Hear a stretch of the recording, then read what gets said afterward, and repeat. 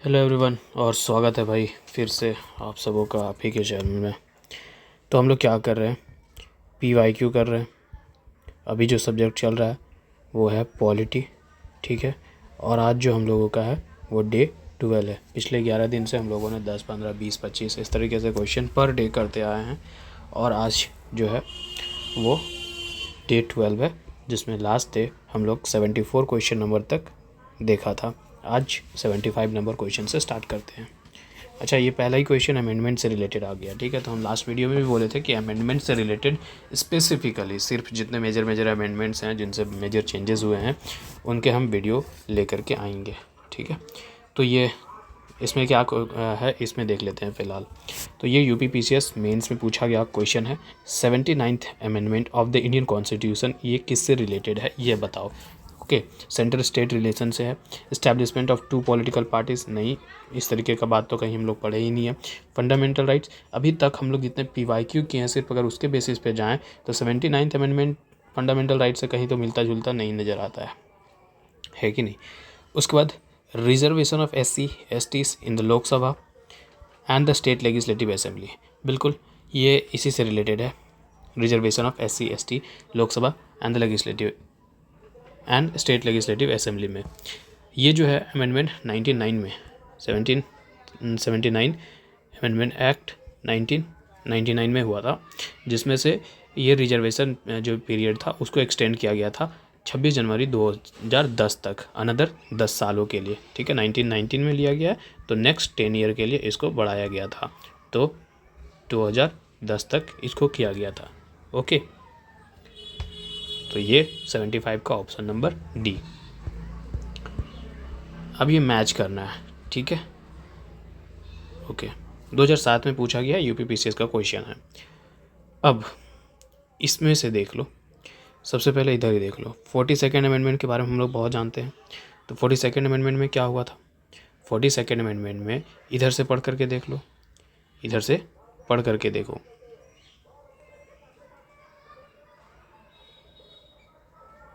Fundamental duties, parliament can amend fundamental rights, doctrine of basic structures and prohibition of trafficking in human being.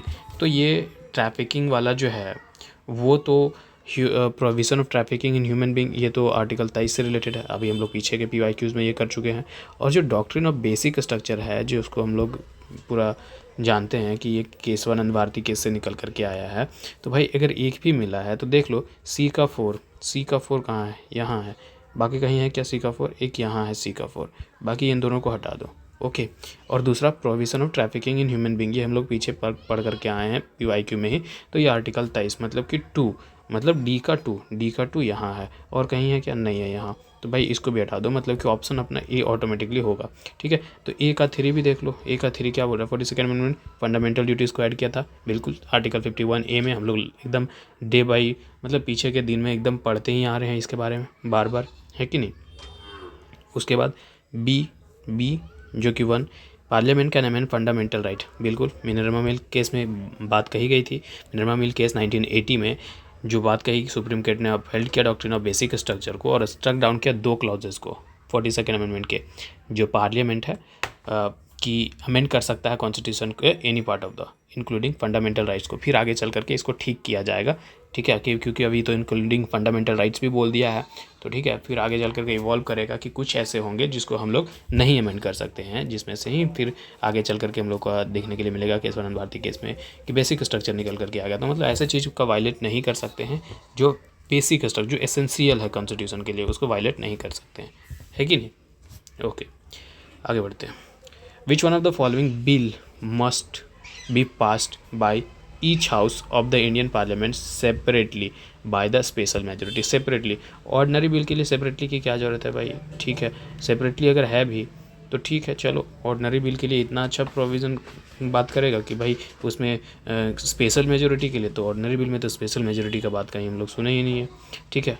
Money bill में भी ठीक है, लेकिन ये तो मनी बिल हम लोगों को ऐसे ही हो जाता है कि नहीं, लोकसभा में इसको प्रेजेंट किया जाता है।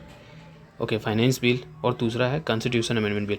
कॉन्स्टिट्यूशनल अमेंडमेंट बिल ये ज़्यादा होल्ड कर रहा है भाई अपने आप में ही वेटेज, क्योंकि भाई ये कह रहा है सेपरेटली और स्पेशल मेजोरिटी की बात कर रहा है। अभी जो है अमेंडमेंट कहता है कि दोनों ही हाउस से पास करना चाहिए सेपरेटली। अब स्पेशल मेजोरिटी की बात भी कर रहा है, तो स्पेशल मेजोरिटी कहने का मतलब क्या है कि टोटल मेंबरशिप जो है दोनों ही हाउस का, मतलब कि 2/3 जो प्रेजेंट एंड वोटिंग के 2/3 से कम नहीं होने चाहिए। ठीक है, ये इसलिए चाहिए होता है क्योंकि भाई ये जो है रिगरस चीज़ है और भाई ब्रॉड बेस्ड प्रोसेस है ना, इसीलिए भी इसमें ज़्यादा चाहिए, वेटेज चाहिए अपने आप में रखता है कि भाई आप कॉन्स्टिट्यूशन अमेंड करने चाह रहे हो तो ऐसे कैसे कर दोगे, है कि नहीं। ऑर्डनरी बिल, इसके बारे में थोड़ा सा और ज़्यादा जान लो। ऑर्डनरी बिल किसी भी मैटर के लिए जो होता है, जो फाइनेंशियल मैटर से अलग होता है, उसको दोनों हाउस के पार्लियामेंट, मतलब पार्लियामेंट के दोनों हाउस में से हमें किसी भी इंट्रोड्यूस कर सकते, कोई भी इंट्रोड्यूस कर सकता है और उसको सिंपल मेजोरिटी से भी पास भी कर देते हैं। ठीक है, मनी बिल जो फाइनेंशियल मैटर से रिलेटेड होता है, फाइनेंशियल मैटर जैसे कि टैक्सेशन, एक्सपेंडिचर और बोरोविंग एट्सेट्रा, इट सबसे। और ये कहाँ, सिर्फ और सिर्फ लोकसभा में with prior permission of the president, है कि नहीं, और इससे सिंपल मेजोरिटी। फाइनेंस बिल, ये भी फाइनेंशियल मैटर से कंसर्न होता है कि नहीं, और दोनों हाउस से इसको सिंपल मेजोरिटी से पास किया जाता है, ये भी सिंपल मेजोरिटी, है कि नहीं। ये जो है प्रेजेंट एंड वोटिंग का 2/3, तो ये अपना ऑप्शन डी सही है। 78 question number, right to education to all children between the age group of 6 to 14 year. अब ये हम लोग कितने बारी PYQ में पढ़ करके आए हैं कि नहीं, ये भाई फंडामेंटल राइट का बात है, इसमें ज़्यादा इसमें पढ़ने की कोई बात ही नहीं है, जो कि 86th अमेंडमेंट से 2002 में ऐड किया गया था। अभी कितने दिन से हम लोग लगातार इसको करते आ रहे हैं और बार बार ये क्वेश्चन आ रहा है। विच one of the following right is available under the article 19(1) read with the article 20। कौन सा ये है जिसको हम लोग आर्टिकल 19(1) और आर्टिकल 21 के साथ मिला करके पढ़ते हैं। ठीक है, तो भाई ये जो होता है देख लेते option, right to travel abroad, right to shelter, और क्या है, right to privacy and right to information. तो नहीं, राइट टू जो है क्योंकि आर्टिकल 19 है और साथ में बोल रहा है आर्टिकल 21, है कि नहीं, आर्टिकल 21, क्योंकि आर्टिकल डी जो है वो कहता है कि भाई आपको फ्रीडम है हर एक सिटीजन को कि आप कहीं भी इंडिया में घूम सकते हो, move freely throughout the territory of India without any unreasonable restriction, है कि नहीं। तो और जो 21 है वो बोलता है कि भाई वो personal life and personal liberty की बारे में बात करता है। तो ये दोनों को जो है ना हम लोग यहाँ पर ही बात करते हैं, किसमें, राइट टू ट्रैवल अब्रॉड, क्योंकि एक केस था Menka Gandhi versus Union of India 1978 का केस, उसमें सुप्रीम कोर्ट कहता है कि right to travel abroad is a part of the right to freedom of movement under article 19(1)D, और साथ में ये right to personal life and personal liberty है अंडर आर्टिकल 21। तो ये मेनका गांधी केस में इस चीज़ को कहा गया, है कि नहीं, Menka Gandhi versus Union of India 1978। तो अपना ऑप्शन 79 का ए सही है। Okay,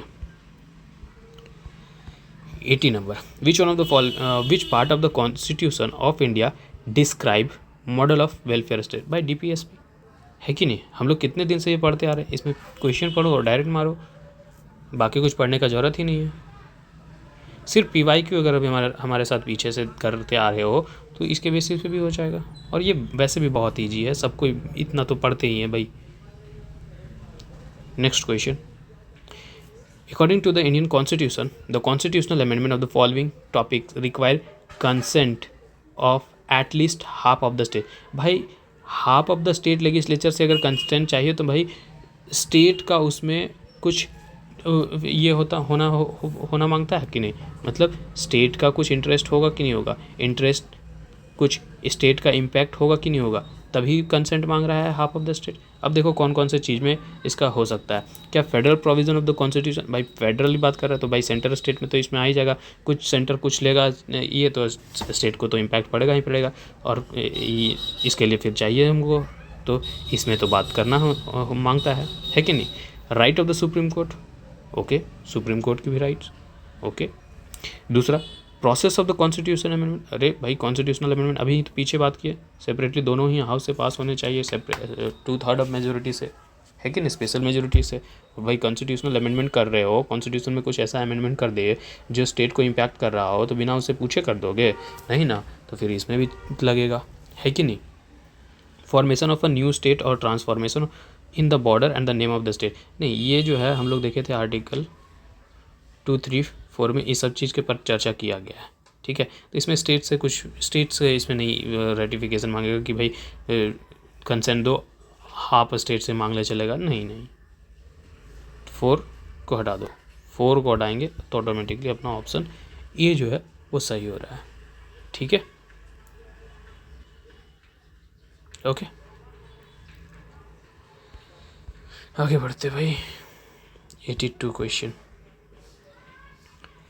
in the event of the upper house rejecting the constitutional amendment bill, ठीक है, अगर अपर हाउस, ठीक है, राज्यसभा कॉन्स्टिट्यूशनल अमेंडमेंट बिल को रिजेक्ट कर दे, ठीक है, रिजेक्ट कर दे, तो उस वक्त क्या करेगा लोअर हाउस, ठीक है, लोअर हाउस उस वक्त क्या करेगा, bill have to be dropped,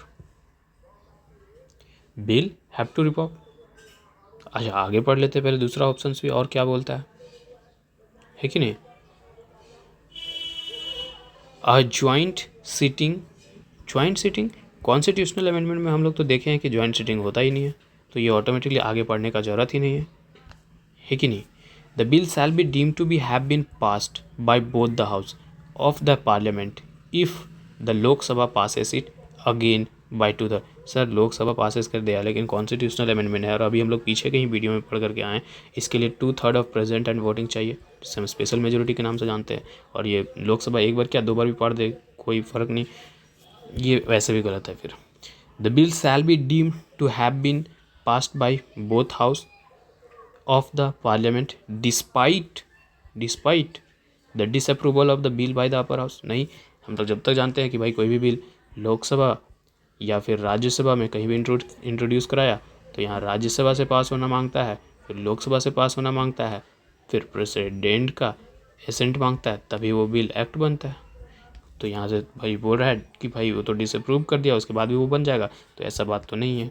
the bill have to be dropped, है ना, कि भाई रिक्वायरमेंट मांगता है ना, अप्रूवल मांगता है, दोनों ही कोई भी बिल जो है कॉन्स्टिट्यूशनल अमेंडमेंट अगर बात करें यही बिल तो अप्रूवल मांगता है दोनों हाउस से, विथ भी स्पेशल मेजोरिटी। अभी हम लोग लास्ट क्वेश्चंस में देख करके आए पीछे में, वो भी प्रेजेंट एंड वोटिंग के तो 2/3 से कम नहीं होना चाहिए, है ना। तो और अगर इस बेसिस पे अगर और इस सर्कमस्टांसेस में अपर हाउस रिजेक्ट करता है इस बिल को, तो इसे हम ज्वाइंट सिटिंग भी नहीं करा सकते, है ना, तो फिर से हमको री पास करना पड़ेगा लोअर हाउस से, है ना, री इंट्रोड्यूस करना पड़ेगा, जो भी चाहे राज्यसभा जो जिस तरीके के भी चेंजेस सजेस्ट किए हों उसके साथ फिर से हमको री इंट्रोड्यूस करना पड़ेगा, है कि नहीं, तो री इंट्रोड्यूस का बात करता है। ओके, तो ऑप्शन ए जो है वो सही है। 83 विच of the following statement regarding the fundamental duty is not true, ठीक है, ये लास्ट के जितने क्वेश्चंस किए हो ना अभी हम लोग के साथ PYQ, उसके बेसिस पे ये क्वेश्चन ऐसे ही सॉल्व हो जाएगा, ठीक है। दे can B enforceable by writ, भाई फंडामेंटल ड्यूटी है, मौलिक अधिकार है, इसको हम लोग इन्फोर्सेबल नहीं है, मतलब ये इन्फोर्सेबल नहीं है, किसी भी कोर्ट से इन्फोर्सेबल नहीं बना सकते, तो ये कैसे कर सकते हैं, ठीक है, ये तो नहीं है। और पूछा क्या है, नॉट ट्रू, तो नॉट ट्रू तो यही है। खैर आगे भी देख लेते हैं। They can promoted only by the constitutional method, they can be promoted by, ठीक है, बढ़ा सकते हैं। They can be use to interpreting the ambiguous status, बिल्कुल, statutes. The performance of any duty comes with in the sphere of the constitutional law which court has to be decide, बिल्कुल, ये सही नहीं है, इन्फोर्स नहीं करा सकते हम लोग कोर्ट, ये नॉट इन्फोर्सेबल है कि नहीं, सिर्फ मॉरल ऑब्लिगेशन है हर एक सिटीजन पे, कोई लीगल सैंक्शन नहीं है कि भाई आप वायलेशन कर रहे हो तो फिर हमको ये करना पड़ेगा वो करना पड़ेगा, नहीं, इस तरीके की कोई बातें नहीं करी गई हैं, है कि नहीं। आगे बढ़ते हैं। 84 question number, which of the following rights are not available to all person in India, कौन सा राइट जो है हर एक को अवेलेबल नहीं है इंडिया में, ओके, हर एक को अवेलेबल नहीं है, ठीक है। नॉट अवेलेबल का बात कर रहा है। तो इक्वालिटी बिफोर लॉ ये तो सबको अवेलेबल है, हम लोग लास्ट के ही कुछ PYQ में देख चुके हैं, चाहे वो सिटीजन हो चाहे वो नॉन सिटीजन हो, सबके लिए अवेलेबल है। तो ये तो नहीं है, तो 1 को ऐसे हटा दो,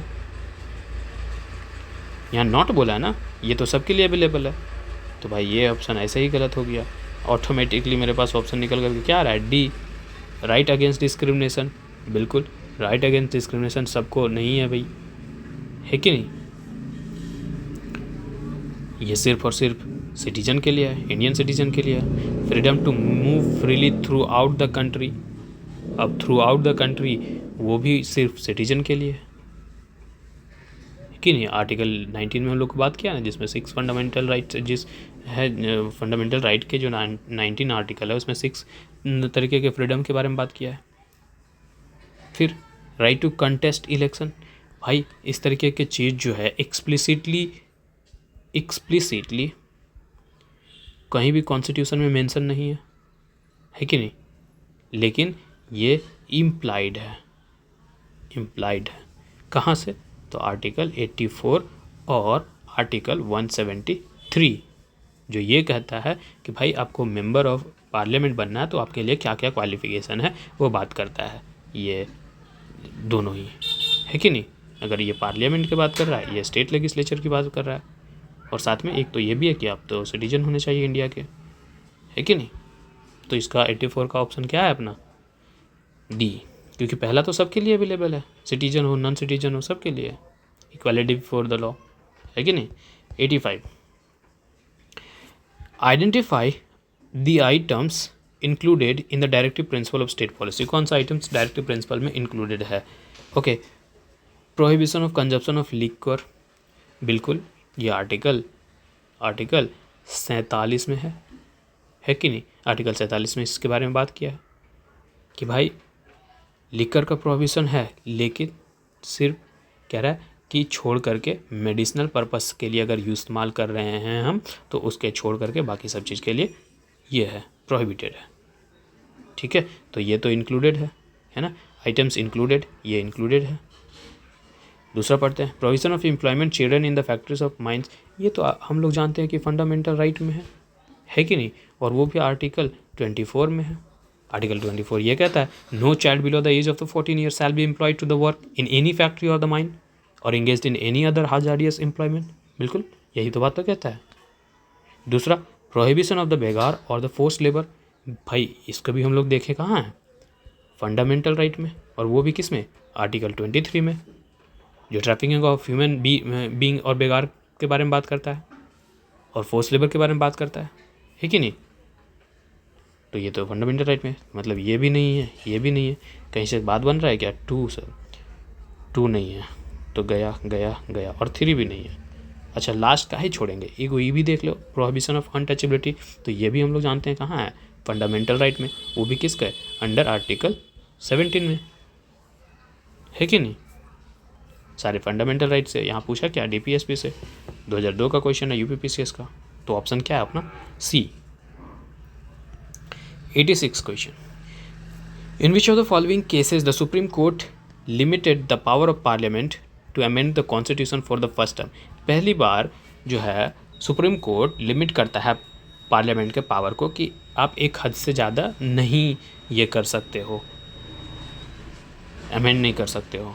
तो ये बात कब कही गई, सबसे पहली बार, ठीक है। धीरे धीरे ये भी अमेंड करते करते धीरे धीरे इवॉल्व करते गया और लास्ट में फिर बेसिक स्ट्रक्चर तक निकल करके आया कि आप अमेंड कर सकते हो, वहाँ तक सिर्फ बेसिक स्ट्रक्चर वायलेट नहीं हो। लेकिन पहली बार कहीं से तो शुरुआत हुआ होगा, तो पहली बार शुरुआत हुआ था Golaknath versus state of Punjab, ठीक है, ये 1967 का बात है, ठीक है, जिसमें पहली बार सुप्रीम कोर्ट कहता है, लिमिट करता है पार्लियामेंट का पावर को अमेंड करने के लिए कॉन्स्टिट्यूशन को, कहता है parliament can not amend the fundamental rights enshrined in the part 3 of the constitution and any amendment made in the contravention of this principle would be void, और अगर इसके थी भी करता है फंडामेंटल राइट के अगेंस्ट में, तो भाई उसको वॉइड माना जाएगा, है कि नहीं। तो ये इसमें अब जो है इसको देखो, थोड़ा सा और डिटेल देख लेते हैं। Golaknath versus state of Punjab, इसी पर बात कर रहे थे। ये जो है अपने प्रीवियस जजमेंट को जो अपना प्रीवियस जजमेंट था, प्रीवियस जजमेंट इससे पहले जो था वो ए गोपालन वर्सेस ए गोपालन वर्सेस स्टेट ऑफ मद्रास, हाँ 1950, यही है ना, इस पे बात किया था। और Sajjan Singh versus state of Rajasthan, Sajjan Singh versus state of Rajasthan 1965, इसमें अपहेल्ड करता है the unlimited amending power of the parliament. तो अनलिमिटेड यहाँ दिया, इसी को अपहेल्ड कर दिया भाई कि इसमें है, ठीक है। फिर गोलकनाथ वाला में कहता है गोलकनाथ जो है itself overruled by Kesavananda Bharati, अब इसको ओवर रूल कर देता है केशवानंद भारती केस। और यहाँ से हम लोग जानते हैं कि क्या निकल कर कहता है, बेसिक स्ट्रक्चर, ठीक है, डॉक्ट्राइन ऑफ बेसिक स्ट्रक्चर निकल आता है, ABS, है कि नहीं। और फिर एक मिनर्वा मिल केस बचता है और यूनियन ऑफ इंडिया, इसमें बात करा गया कि बेसिक जो है इस केस में अप्लाइड किया गया बेसिक स्ट्रक्चर को, जो केशवानंद भारती केस में निकला उसको अप्लाई किया यहाँ मिनर्वा मिल केस में।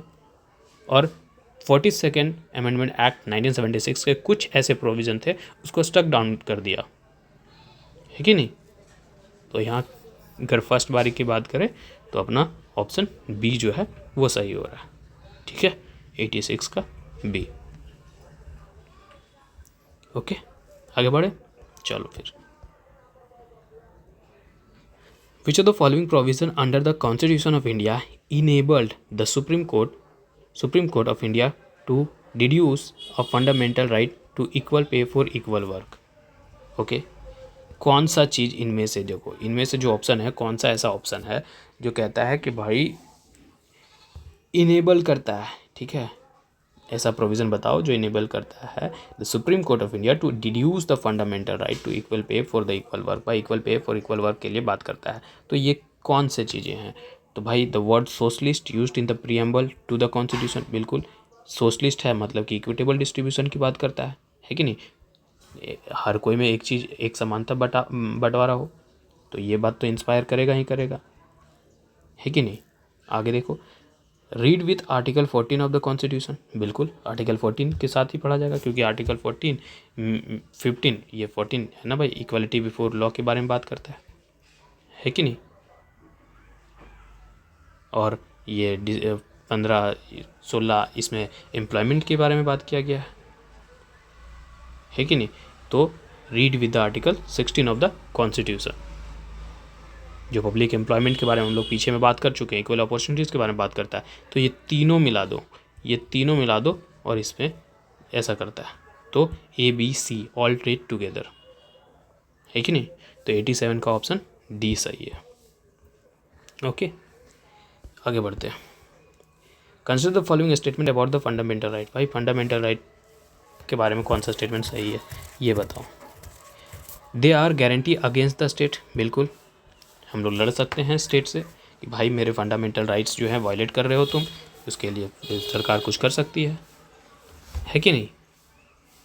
दूसरा, they are enumerated in part 3 of the constitution, बिल्कुल, है कि नहीं। उसके बाद they are insure social economic and political justice, sir fundamental right में इकोनॉमिक जस्टिस कहाँ से बात कर देगा, ये तो फिर तहलका मच जाएगा, है कि नहीं। और ये सब जो है सोशल इकोनॉमिक पॉलिटिकल जस्टिस, ये डायरेक्टली तो बात नहीं किया। और अगर ये देखो इसका टोन देखो तो इसका टोन कहाँ से मिल रहा है, DPSP से मिल रहा है, और वो DPSP कहाँ है, पार्ट 4 में है कि नहीं। तो तीसरा तो नहीं है सर, तीसरा नहीं है, आगे बढ़ते हैं। तीसरा नहीं है सर, सॉरी ये दूसरा है, ये तीसरा नहीं है। अभी तीसरा नहीं है तो 2 ऑप्शन मेरे पास चले गए, ठीक है। चौथा भी पढ़ लो, they are unlike bill of the rights in the US, unlike नहीं sir, like bill of rights से ही तो इंस्पायर था, तो ये चौथा भी गया, तो ऑप्शन ए सही है, ठीक है। Okay, next question, which of the following has been recognised as a fundamental right by the Supreme Court of India, कौन सा चीज़ को right to fundamental right recognise किया गया सुप्रीम कोर्ट के जरिए। राइट टू शेल्टर, बिल्कुल राइट टू शेल्टर है, आर्टिकल 21 के तहत ये चीज़ें आती हैं। स्टेट का ये ड्यूटी है कि जो भी पुअर हैं, जो होमलेस है, जो मार्जिनलाइज्ड सेक्शन है हमारी सोसाइटी का, उसको शेल्टर प्रोवाइड करने का काम करे। इसलिए देखते हुए PM आवास योजना ये किस लिए है, इसीलिए तो है। फिर राइट टू ट्रैवल अब्रॉड, अभी हम लोग पीछे ही पढ़ करके आए हैं कि भाई आर्टिकल 19(1) में आता है ये कॉन्स्टिट्यूशन में, है कि नहीं। हाँ, बस हो सकता है कि स्टेट कभी रीजनेबल रिस्ट्रिक्शंस लगा सकता है, उसका इंटरेस्ट अगर सॉवरेन इंटरेस्ट के बेसिस पे, सॉवरेनिटी हुआ इंटरेस्ट पे, इंटीग्रिटी और सिक्योरिटी ऑफ इंडिया के बेसिस पे, पब्लिक ऑर्डर, मोरालिटी, इन सब के बेसिस पे लगा सकता है रीजनेबल रिस्ट्रिक्शन, लेकिन राइट तो है। हाँ, तो राइट तो है। फिर equal pay for equal work, equal pay for equal work, अभी 14, 16 ये सब में यही सब तो बात किया। 14 में क्या बात किया, इक्वालिटी फॉर लॉ के बारे में बात करता है। 16 में भाई इक्वल रिन्यूमरेशन की बात करता है without any discriminations, opportunity of employment के बारे में बात करता है कि नहीं। तो कौन सा ऑप्शन होगा, 1, 2, 3 तीनों ही है, तो भाई तीनों कहाँ दिख रहा है, डी में दिख रहा है कि नहीं। आगे बढ़ते, which of the following was not added to the directive principle by the 42nd amendment of constitution. देख रहे हो सर 42nd अमेंडमेंट से कितना आ रहा है सो, ठीक है। अब protection of children youth from the exploitation, बिल्कुल इसको तो ऐड किया गया था, लेकिन पूछा क्या है नॉट को, तो इसको तो ऐड किया गया था, तो ये तो नहीं होगा। Equal justice and free legal aid, equal justice and free legal aid, ये भी बात है भाई, इसको भी ऐड किया गया है। UCC, uniform civil code, sir ये तो लग रहा है कि भाई ये तो ओरिजिनल कॉन्स्टिट्यूशन में था, ओरिजिनल कॉन्स्टिट्यूशन अंडर आर्टिकल 44 था, है कि नहीं। इसको तो ऐड नहीं किया गया है, तो क्या बोला, नॉट बोला, नॉट यही है। उसके बाद participation of worker in the management of industry, और ये देखो ये ऑप्शन, ये ऑप्शन, ये ऑप्शन तीनों ही अगर हम लोग PYQ किए हैं तो वहाँ से हम लोग ये चीज़ सीख चुके हैं यहाँ से, है कि नहीं, पिछले कुछ दिनों से। 91, which one of the following read is regarded as the greatest safeguard for the liberty of person। तो ये है habeas corpus, ये है greatest safeguard for the liberty of person. कहता है हैबियस कॉर्पस एक लैटिन टर्म है और उसका मतलब क्या होता है, टू हैव द बॉडी, ठीक है। इसका भी हम लोग डिटेल देखते हैं, आ जाओ। Mandamus, habeas corpus, certiorari, prohibition, सारे का डिटेल यहाँ देखते हैं, चारों का, ठीक है, क्योंकि इससे क्वेश्चंस बहुत बार आएंगे, ठीक है। अब देखो यहाँ टाइप्स ऑफ रीट्स है, इधर यहाँ पर्पस है कि क्यों रीट्स इशू करे जा रहे हैं, किसके अगेंस्ट में है, और टर्म्स एंड कंडीशंस क्या है। तो हैबियस कॉर्पस, हैबियस कॉर्पस का मतलब होता है टू हैव द बॉडी, और ये प्रोटेक्ट करता है इंडिविजुअल को, लिबर्टी को, और ये पर्पस ये है कि अगर इलीगल आर्बिट्ररी अरेस्ट और डिटेंशन अगर करके रखा है पुलिस या कोई, तो उसके अगेंस्ट में ये हैबियस कॉर्पस इशू किया जा सकता है। किसके अगेंस्ट में, तो एग्जीक्यूटिव के अगेंस्ट में, सबऑर्डिनेट, जुडिशरी और प्राइवेट, किसी का भी अगेंस्ट में, ठीक है। कोई कोर्ट फी चार्ज करेगा क्या, no court fees charge, okay. Mandamus, mandamus कहने का मतलब क्या होता है, वी कमांड, ठीक है, मैनेडमस मीन्स बी कमांड। तो इसका इस्तेमाल किया जाता है पब्लिक ऑफिशियल या पब्लिक बॉडी या कोई कॉरपोरेशन हो या फिर कोई इन्फीरियर कोर्ट हो, ट्राइब्यूनल हो, जो गवर्नमेंट के बेसिस पे ड्यूटी अपना परफॉर्म कर रहा हो और वो फेल्ड हो गया अपना ड्यूटी को परफॉर्म करने के लिए, तो उसमें करेंगे। तो use to order public official body, corporation, tribunal, तो जब फेलियर हो जाएगा अपना लीगल ड्यूटी को परफॉर्म करने के लिए, तब मैनेडमस इशू किया जाता है। किसके अगेंस्ट में, एग्जीक्यूटिव, सबऑर्डिनेट, जुडिशरी, प्राइवेट, अगर यदि प्राइवेट जो है पब्लिक ड्यूटी फॉलो कर रहा है तब, ठीक है। टर्म्स एंड कंडीशन ये है कि इसको इशू नहीं किया जा सकता है अगेंस्ट द लेजिस्लेचर और executing directing them enact law और frame rules, can't be issue against the president और गवर्नर, ठीक है। Continue mandamus in the PIL cases can be issue to monitor, समझे। उसके बाद प्रोहिबिशन, प्रोहिबिशन का मतलब टू फॉरबिड, ठीक है, टू फॉरबिड मतलब इसका इस्तेमाल जो किया जाता है इन्फीरियर कोर्ट को रोकने के लिए किया जाता है आपको, कि फ्रॉम द एक्सीडिंग जुरिडिक्शंस, आपका जितना औकात नहीं है, आप औकात से बाहर जा रहे हैं, तो हम आपको रोक देंगे। उसके लिए प्रोहिबिशन रीड जारी किया जाता है जुडिशियल एरर के वजह से। किसके अगेंस्ट में, तो जुडिशियल बॉडी या सबऑर्डिनेट कोर्ट के। ये इशू नहीं किया जा सकता है, can't be issued, supreme court high court को नहीं इशू कर सकता है और हाई कोर्ट सुप्रीम कोर्ट को नहीं कर सकता है, या फिर सुप्रीम कोर्ट के विद इन बेंचेस में नहीं इशू हो सकता है या फिर हाई कोर्ट के विद इन बेंचेस में नहीं इशू हो सकता है। ओके, अब लास्ट जो है अपने पास, अच्छा ये अभी बचा हुआ है सरसरी, है ना। सरसरी मतलब कि भाई जो है इसका मतलब होता है टू बी सर्टिफाइड, ठीक है। तो ये है जो पेंडिंग केसेस जो इन्फीरियर कोर्ट या ट्राइब्यूनल के पास हैं उसके ट्रांसफ़र करने की बात करता है। लीगल एरर या फिर जुरिडिक्शनल एरर है तो फिर इसको ये करा जाएगा, किसके अगेंस्ट में जाएगा, जुडिशियल बॉडी और सबऑर्डिनेट कोर्ट के में, ठीक है। और ये सेम इसके टर्म्स एंड कंडीशंस हैं। क्यू आर एन टू कहते हैं बाई व्हाट अथॉरिटी, कौन से अथॉरिटी से, मतलब तुम जो पोजीशन होल्ड करके रखे हो वो उसका तुम्हारा अथॉरिटी क्या है। तो ये लीगैलिटी को चैलेंज कर सकता है कि पर्सन जो क्लेम कर रहा है टू होल्ड ऑफिस, कि हम गवर्नमेंट ऑफिस पे बैठे हैं, पब्लिक ऑफिस पे बैठे हैं, तो उसको चैलेंज कर सकता है। Wrongful occupation of a appointment public office, तो किसके अगेंस्ट में जा सकता है, एग्जीक्यूटिव के अगेंस्ट में जाता है। ये not available to question suitability only eligibility, कि आप सूट कर रहे हो पब्लिक ऑफिस होल्ड करने के लिए या नहीं कर रहे हो, इस पे बात नहीं करता है। ये इस पे बात करता है कि आप एलिजिबल हो नहीं, यही तो बोल रहा है, बाई व्हाट अथॉरिटी, कौन से भाई हक क्या है तुम्हारा, ठीक है, यहाँ बैठने का, इसके आधार पे, ठीक है। तो अब जो है रीट कहीं पूछे तो भाई ये प्रीलिम्स पर्सपेक्टिव से सारे एस्पेक्ट्स कवर हो गए, ठीक है।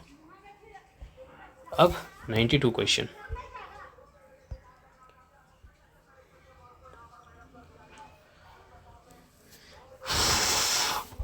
विच one of the following statement is not correct, कह रहा है नॉट करेक्ट।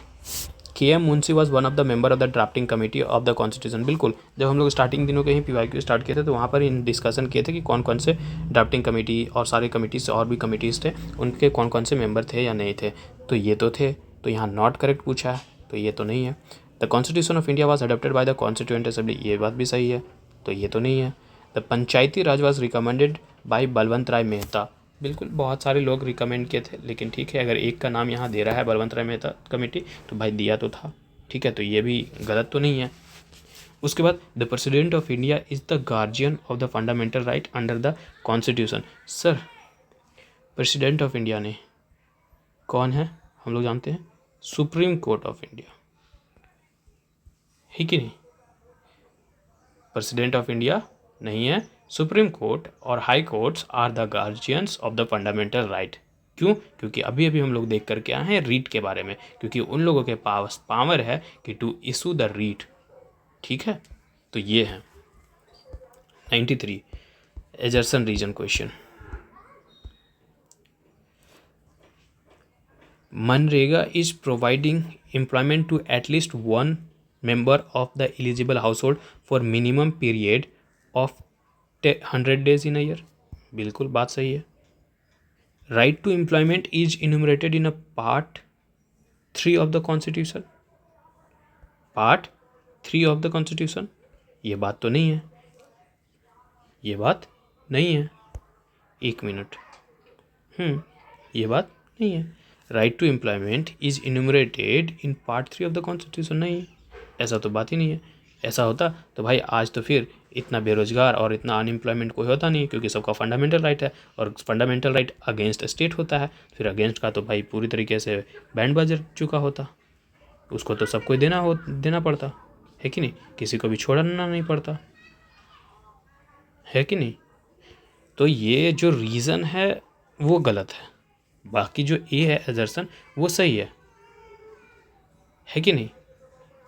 क्योंकि भाई राइट टू वर्क और राइट टू एम्प्लॉयमेंट हम लोग जानते हैं ये DPSP में है, अभी कितने दिनों से हम लोग पढ़ते आ रहे हैं DPSP में है, क्योंकि कहाँ आता है, पार्ट 4 में आता है, ना कि पार्ट 3 में आता है, जो वहाँ पर बात करता है कि भाई इंडियन कॉन्स्टिट्यूशन डायरेक्ट करेगा स्टेट को to secure the right to work, education, public assistant and certain cases, जैसे कि अनएम्प्लॉयमेंट हो गया, ओल्ड एजेस हो गया, सिकनेस, डिसेबिलिटमेंट, ये सब पर।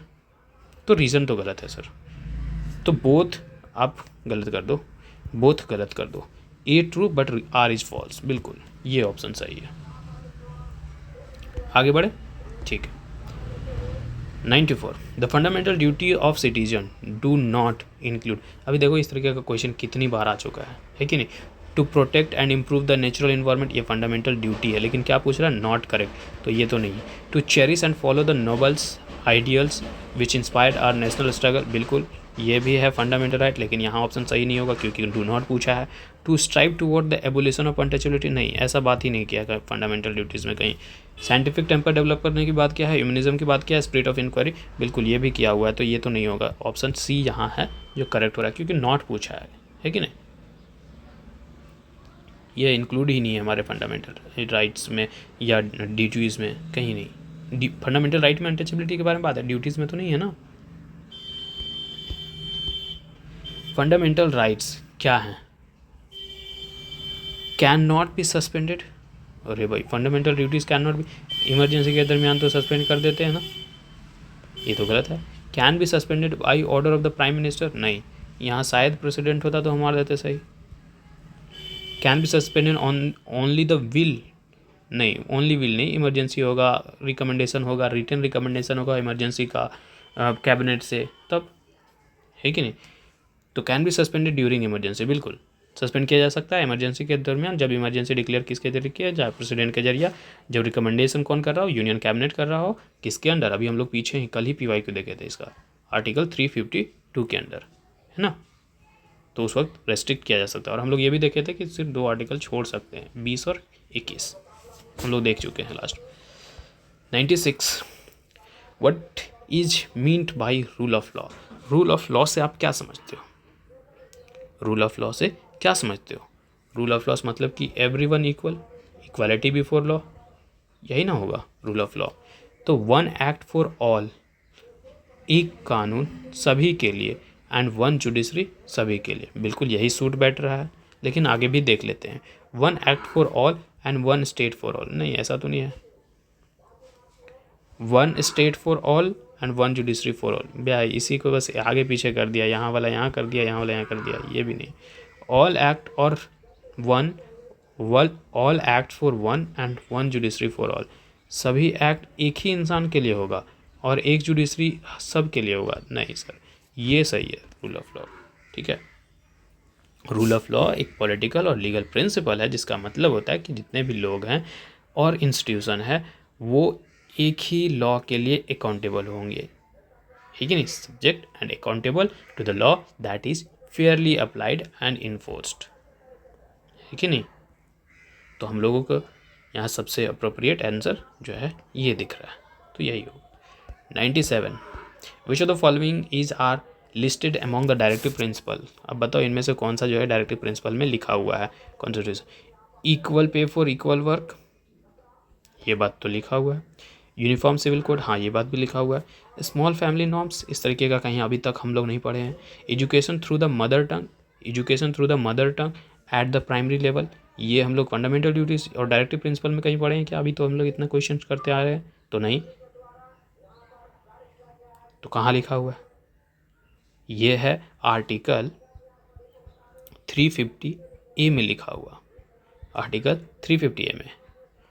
इसमें बात क्या है कि state to provide adequate facility for the instruction in the mother tongue at the primary stage of education to the children belonging to the linguistic और द माइनॉरिटी ग्रुप, ओके। तो ये आर्टिकल 350A में लिखा हुआ है, नहीं DPSP में नहीं लिखा हुआ है कि नहीं।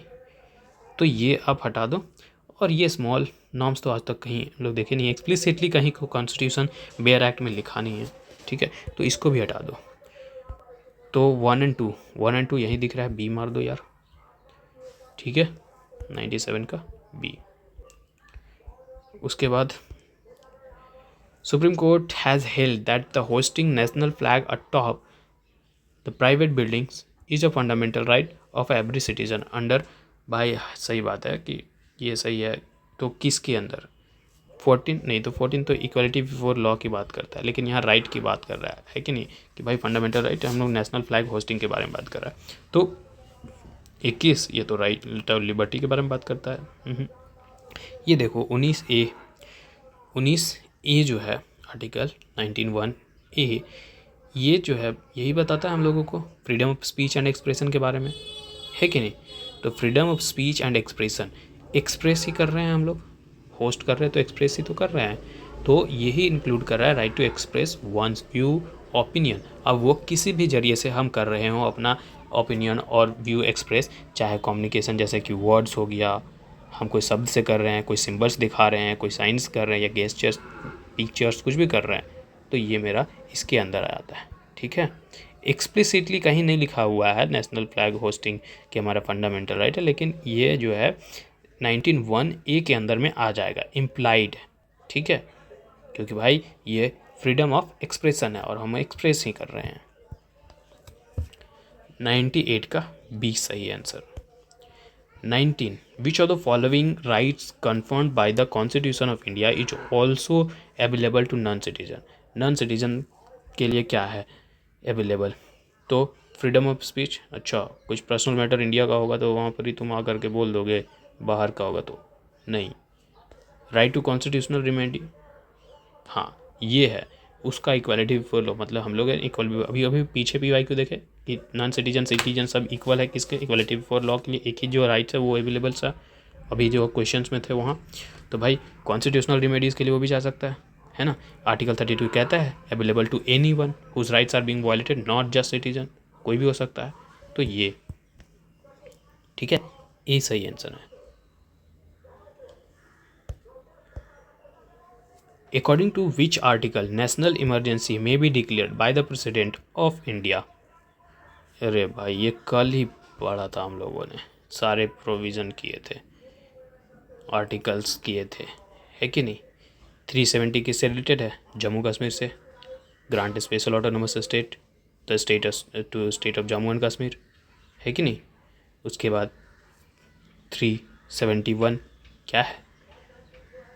प्रेसिडेंट को ऑथराइज करता है ये कि भाई जो गवर्नर है महाराष्ट्र गुजरात का, हैव द स्पेशल रिस्पॉन्सिबिलिटी, कि भाई आप जो है Vidarbha, Marwar and the rest of जो महाराष्ट्र, सौराष्ट्र, कच्छ का जो रीजन है और रेस्ट ऑफ द गुजरात, इनके डेवलपमेंट के लिए आप सेपरेट बोर्ड बनाओ, ये बात करता है यहाँ। ठीक है, और आर्टिकल 395 भाई ये आर्टिकल ही इस लास्ट आर्टिकल था ना जिस पर कॉन्स्टिट्यूशन, अभी तो 415 के ऊपर हो चुके हैं, तो यही लास्ट आर्टिकल था। और ये लास्ट आर्टिकल में यही चीज़ किया गया कि जो इंडियन इंडिपेंडेंस एक्ट आया था 1947 का, ठीक है, उसको रिपील किया गया। ठीक है, और जो है गवर्नमेंट ऑफ इंडिया एक्ट 1935 था, इसको भी रिपील किया गया इसी आर्टिकल के तहत से। सिर्फ एक चीज़ नहीं किया गया, जो प्रिवी काउंसिल जो था उसके जुरिडिक्शन को नहीं किया गया, है कि नहीं। Okay, which of the following is given the power to enforce the fundamental right by the constitution? ठीक है, सभी को है क्या? किसके पास ये अधिकार है? All courts in India? नहीं। Parliaments, president, only supreme court and high court. और अब भी अभी हम लोग PYQ में पीछे को PYQ में देख करके ये चीज़ आए हैं कि रीट इशू करने का जारी ये है, इन लोगों के पास ये अधिकार है।